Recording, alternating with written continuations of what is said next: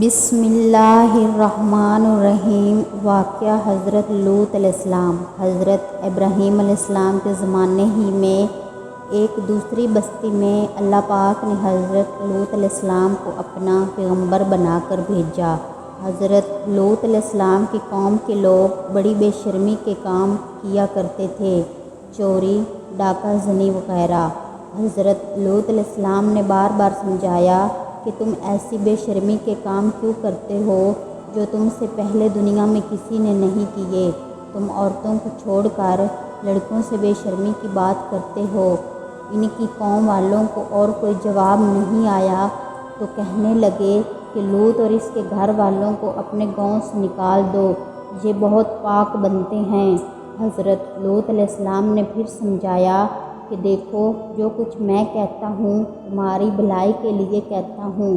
میں تم سے یہ نہیں کہتا کہ جو کچھ میں تم کو نصیحت کرتا ہوں اس کے بدلے میں مجھ کو کوئی پیسہ یا مزدوری دو، بلکہ اس کا بدلہ تو مجھ کو اللہ تعالیٰ دیں گے۔ حضرت لوط علیہ السلام کی نصیحت کا ان پر کوئی اثر نہ ہوا اور کہنے لگے کہ جس عذاب سے تو ہم کو ڈراتا ہے، اگر تو سچا ہے تو ایک دن اس عذاب کو ہم پر لے آ۔ پھر کیا ہوا؟ آخر خدا کا غضب جوش میں آ گیا۔ اللہ نے فرشتوں کو خوبصورت لڑکوں کی شکل میں حضرت لوط علیہ السلام کے مکان پر بھیجا۔ حضرت لوط علیہ السلام نے جب لڑکوں کو دیکھا تو بہت غمگین ہوئے کہ یہ لڑکے میرے پاس مہمان آئے ہیں اور میری قوم کے لوگ ان کو پریشان کریں گے۔ کہنے لگے آج کا دن میری مشکل کا دن ہے۔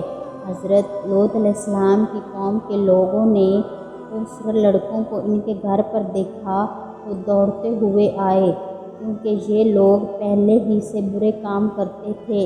حضرت لوط علیہ السلام نے ان سے کہا، اے میری قوم، خدا سے ڈرو اور میرے مہمانوں کے سامنے میری عزت خراب نہ کرو۔ تم میری لڑکیوں سے شادی کر لو، کیا تم میں کوئی بھی بھلا مانس نہیں ہے؟ وہ بولے، تم کو معلوم ہے کہ تمہاری بیٹیوں کی ہم کو ضرورت نہیں ہے، جو کچھ ہم چاہتے ہیں وہ تم کو معلوم ہے۔ حضرت لوط علیہ السلام نے کہا، کاش مجھ میں تمہارے مقابلے کی طاقت ہوتی یا میں کسی مضبوط قلعہ میں ہوتا۔ فرشتے جو خوبصورت لڑکوں کی شکل میں آئے تھے، انہوں نے حضرت لوط علیہ السلام کو اتنا غمگین دیکھا تو کہا، اے لوط علیہ السلام، ہم تمہارے رب کی طرف سے بھیجے ہوئے فرشتے ہیں، یہ لوگ آپ تک ہرگز نہیں پہنچ سکتے۔